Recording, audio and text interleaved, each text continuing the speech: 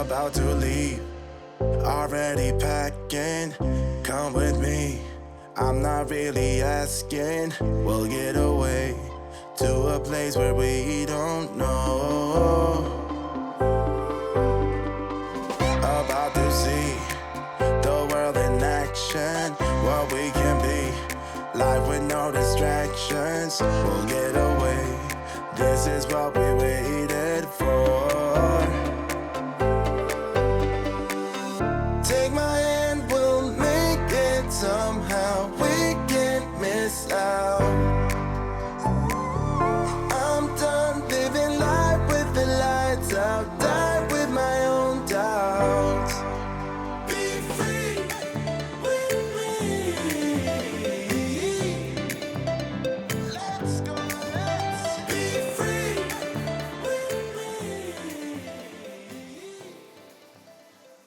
There he is. There's old Skipper. Yeah. He's going to tell us shortly what jobs he has lined up for us.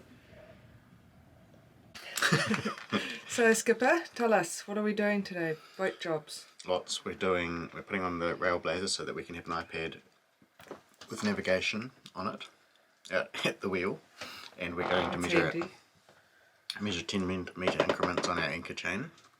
We're going to do an engine check prior to that. We are going to go to Burnsco and buy a number of things. We're going to check the water level on the batteries. Lots of things. Yeah, fill up. Yeah, I've got a list in my pocket, but I haven't committed it to memory yet. Yeah, so it's going to be a fun day, right? Well, that's just a start.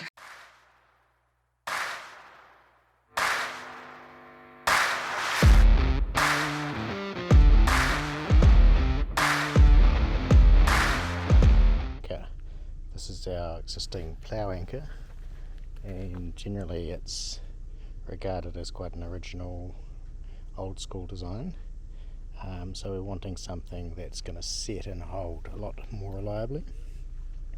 So that reliable anchor is going to be this one, which is a 20 kg Rocna anchor.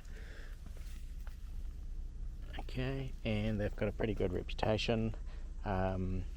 So yeah, today's job is to remove the old anchor and to fit this one. Right, so here we are. We've got detached the existing anchor from the chain. It's held on with this shackle. So this is a 45-pound Manson anchor, and we're ready to bring out the new shackles and the new anchor. So these shackles are specifically rated, so they have a particular breaking strain. And we're going to daisy chain two together, the smaller ones to fit the diameter of the 8mm chain, and the larger ones to fit onto the end of the anchor. And we're just using a bit of thread seal on the pin to make sure it's permanent fit into the thread. Alright, so that's been pretty straightforward. We've taken off the old anchor, we've got the new anchor attached with two rated shackles onto our 8mm anchor train, and it's time to get the new anchor back up onto the boat. Count to 10. Okay. And then crank it round. Okay. Slowly bring it up.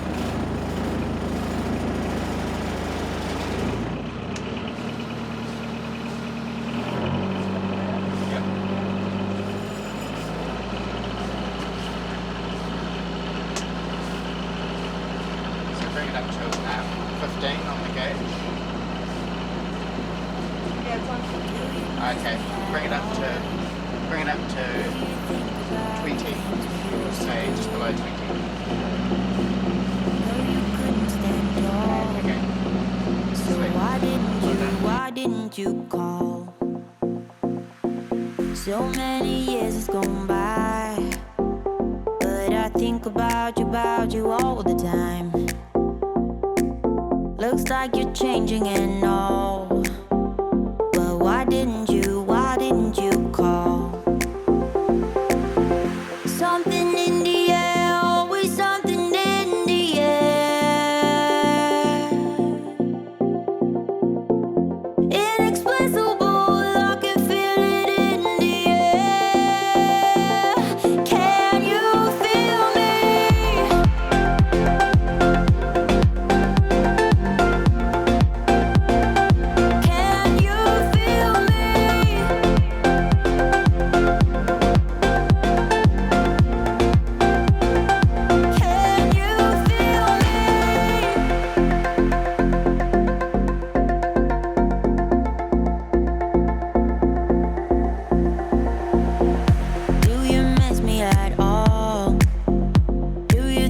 about the things we used to do.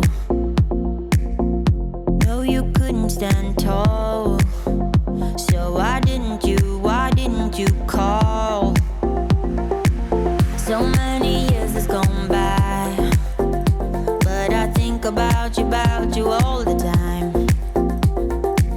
Looks like you're changing and all, but why didn't you call? Something in the air, always something in the air.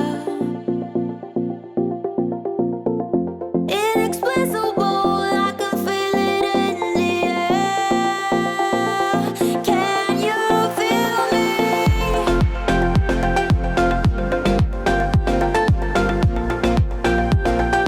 Can you feel me?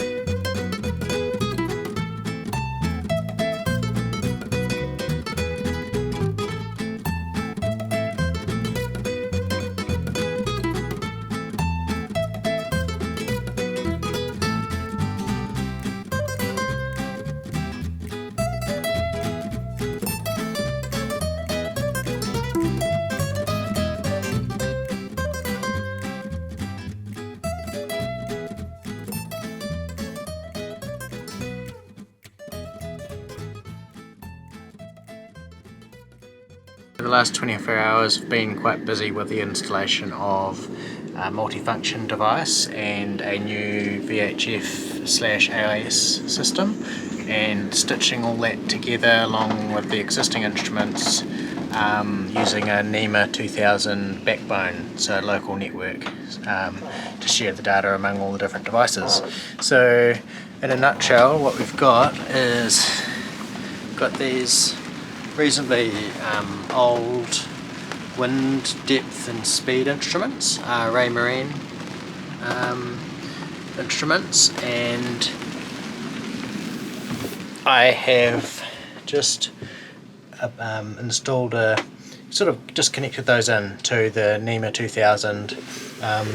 There's this is the back plate where they are mounted, and there's the NMEA 2000 backbone cable that I've put in there. It heads down underneath the batteries there, up behind the drawers, into this area here. I've just temporarily put the two GPS antennas, the AIS and the GPS antenna, in this cupboard until I can do the mounting out on the deck. They pop through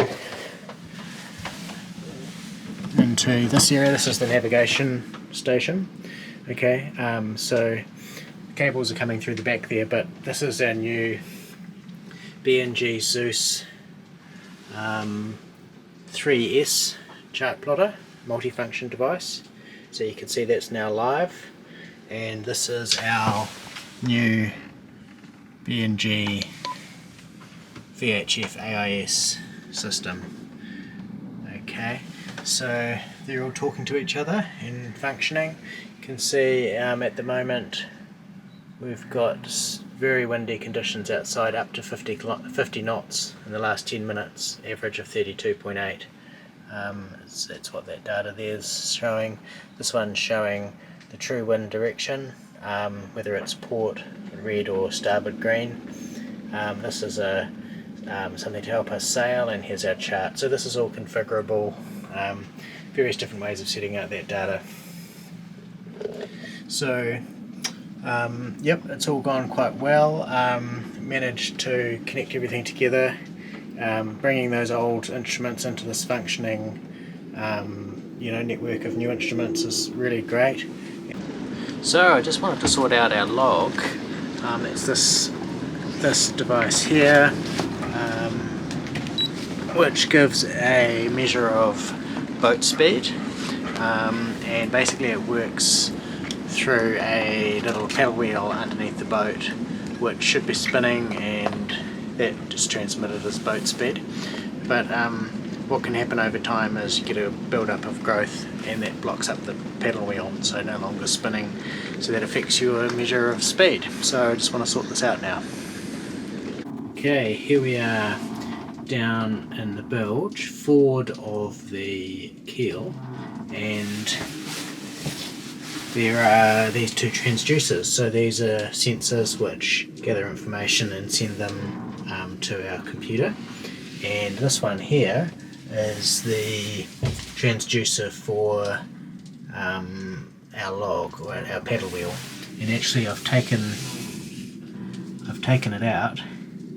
This is a blank, so it's a bit of a nerve-wracking exercise of removing this one. The water gushes in but slowly, and then you put that one in to stem the flow. And if you can see this, the growth on this wheel is just pretty bad. So time to give this a clean. I'm going to soak it in some vinegar. There's some seaweed and there's little worms or something growing in there, so time to give this a clean up. Cleaning the log. These are our two transducers. The forward one is for boat speed, there's a paddle wheel, and the aft one is depth. And the boat speed transducer is very much in need of a clean. The paddle wheel it's very much featuring a lot of growth.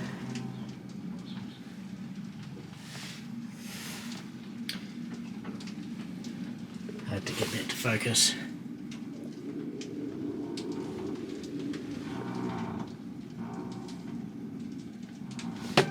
But anyway, so that's soaking in some white vinegar. I'll give that a brush up in a little while. Okay, so cleaning the device now. You can see there's all sorts growing on this, and I've just got it soaking in some white vinegar. So we'll leave that to soak for a while and then give it a good scrub. Okay, to go with our new mainsail, we've just had a stack pack made, which I'm about to put on. Okay, and the sliders are going to go into this track along the top of the boom. Okay, so now the stack pack is hanging from the slot along the top of the boom.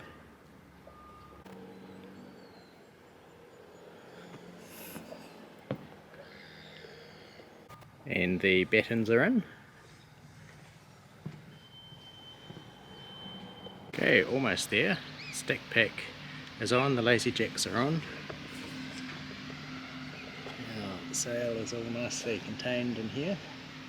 So now I'm just going to put on this front piece that wraps around the mast, and I'm going to go over and purchase a piece of fabric to use as a lanyard on the zip. Looking good. And there we are, it's all installed.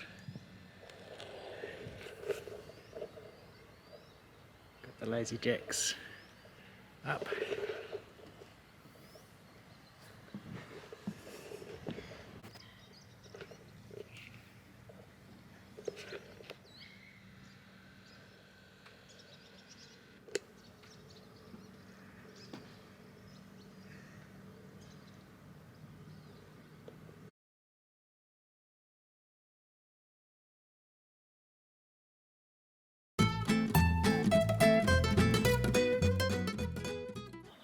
Okay, that's it for this episode. We were thinking of putting some sailing into this episode, but we decided it was just too much excitement, so we're going to save that for the next episode. So please, for now, just give us a thumbs up if you like this, subscribe to our channel, and we'll see you again next time.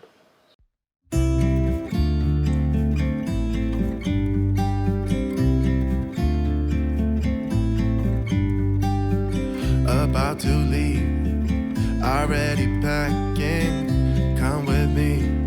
I'm not really asking.